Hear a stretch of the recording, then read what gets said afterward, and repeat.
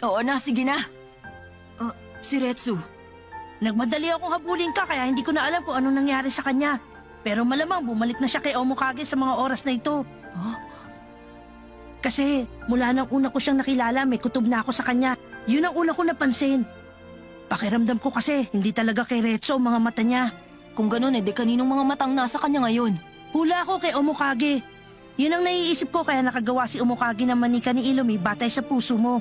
Gon, kung ganun, alam mo na pala ang lahat tungkol doon? Hula ko lang yun pero marami pa rin akong hindi naiintindihan. Pero ngayon, alam ko na kung nasan si Omokage. Paano?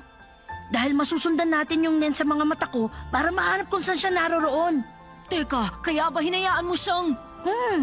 Alam mo, kahit kailan baliw ka talaga. Sinabi mo pa. Oh,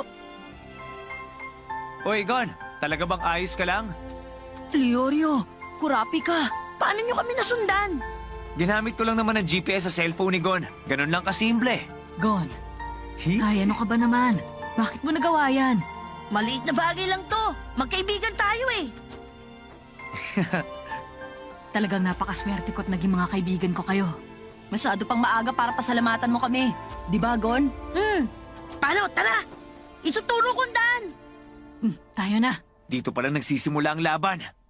Tama ka dyan.